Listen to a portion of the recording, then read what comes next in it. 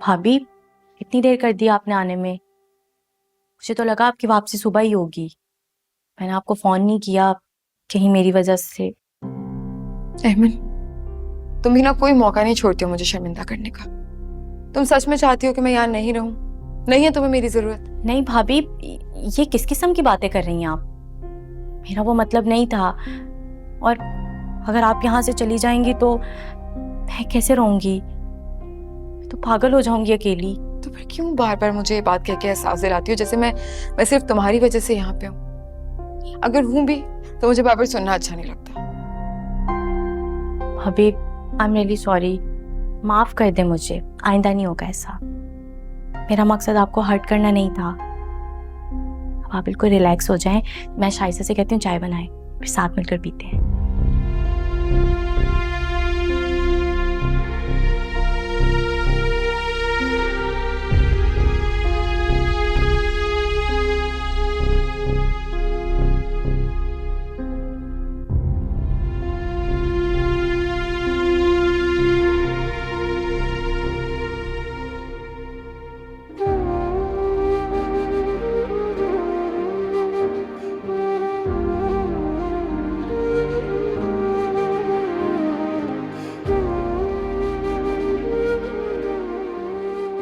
तुम्हारे कहने पर मैं हमारे रिश्ते को ठीक करने के बारे में सीरियसली सोचने लगी हूँ।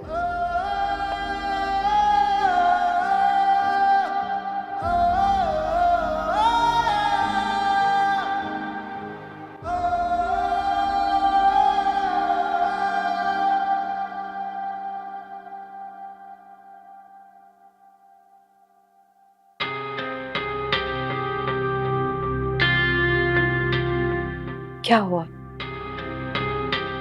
तुम्हें कुछ चाहिए? चाय, कॉफी? तुमने ठीक से खाना भी नहीं खाया। चलो मैं तुम्हारे लिए खाना गर्म कर देती हूँ। मुझे बिल्कुल भी भूख नहीं है। तो फिर कोई बात है तो मुझे बताओ। मुझे विरसा को उसके अब्बू के घर से लेने जाना था।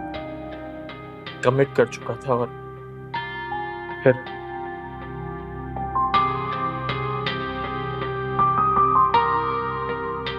अगर तुम कहते हो तो मैं बात करूं?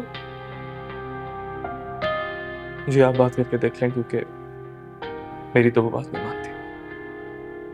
ठीक है।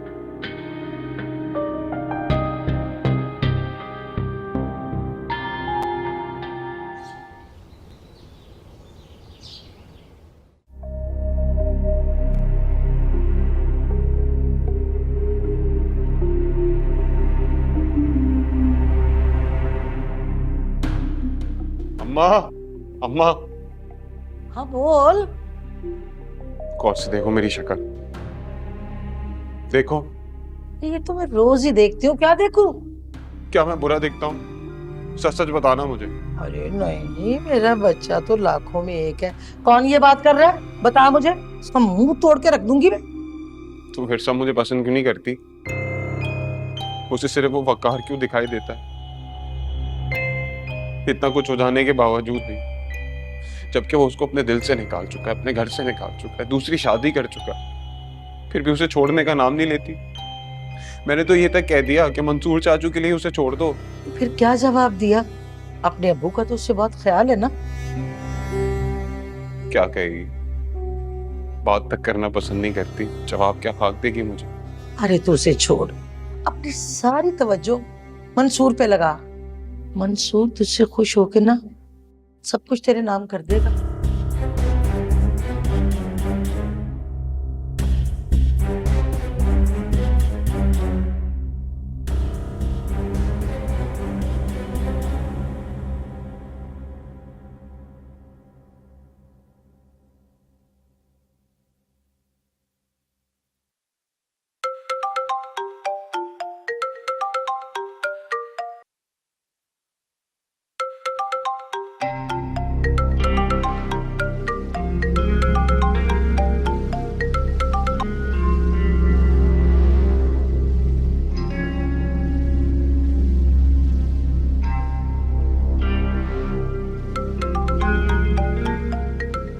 भाभी, किसका फोन है? आप उठा क्यों नहीं लेती?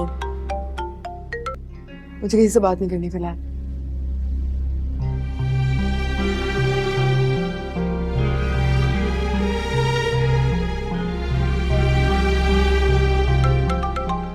भाई का फोन होगा, आप बात तो करें उनसे। अच्छा आप उठाएं तो सही फोन, पता तो चले उन्होंने आपके साथ ऐसा क्यों किया है।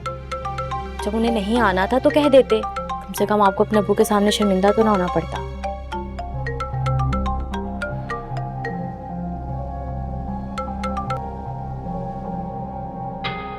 विरसा, मैं सुन रही हूँ, कहें वकार।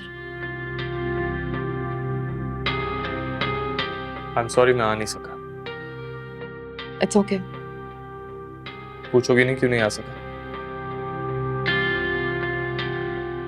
नहीं, क्योंकि अब मुझे किसी की कोई भी बात पे बिल्कुल भरोसा नहीं। विरसा, मुझे मेरी सफाई का एक मौका तो दो। तुम्हारा गुस्सा जायज है, मगर मेरे साथ जो हुआ, अगर बहाने बनाना आपको बहुत अच्छे से आता है, इसलिए आप रहने दें। बहाने नहीं बना रहा विरसा, मैं सच बोल रहा हूँ। ये घर भी तो तुम्हारा है, तुम्हारे नाम पर है। ये घर थोड़ी ना है, ये तो बस चार दीवारी पे खड़ी की हुई एक छत है। इसे घर थोड़ी ना कहते।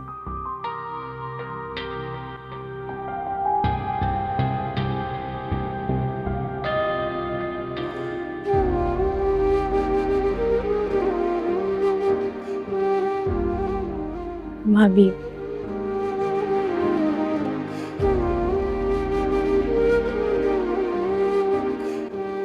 कभी कभी तो ऐसा लगता है जैसे शादी तो कर ली, लेकिन उसको खुद समझ नहीं आ रही कि चाहती है।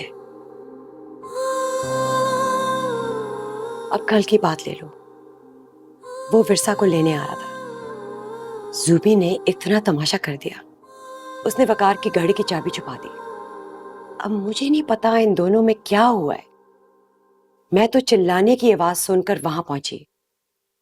क्या देखा मैंने? वो सीढ़ियों से नीचे गिरी हुई है और उसका सर फटा हुआ, खून निकल रहा है। क्या? कार ने कहा कि वो उससे चाबी छीनने की कोशिश कर रही थी ताकि वो इसे ले ना सके। उसी में उसका पैर मुड़ गया और वो जीने से नीचे गिर गई। तो क्या हॉस्पिटल लेके जाना पड़ा? जाहिर सी बात है, बेहोश पड़ी थी, खून भी निकलने लगा, टांके लगे हैं सर पे। मैं तो डर गई थी, लेकिन शुक्र है खुदा का, उसने अपने माँ बाप को ये नहीं कहा कि वकार ने उसे धक्का दिया। उसका भरोसा तो है नहीं, कुछ भी कह देती है। वकार बिला वजह एक नई मुसीबत में फंस जाता। अब आपको यकीन आया? मैंने कहा था ना कि भाई कमिटमेंट करके इस तरह नहीं कर सकते। एक्सीडेंट हुआ था तभी वो आपको मिलने नहीं आ सके।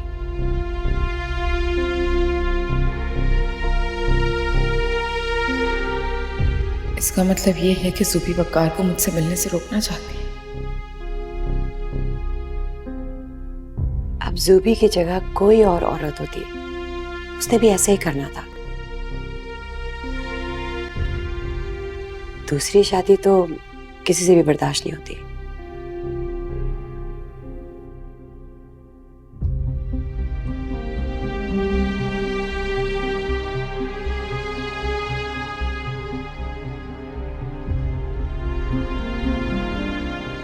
आप लोग बैठे, मैं 2 मिनट में आई।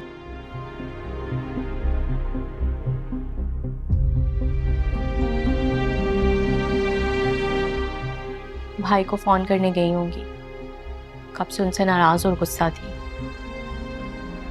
मामा आपने अच्छा किया कि उनकी गलतफहमी दूर कर दी।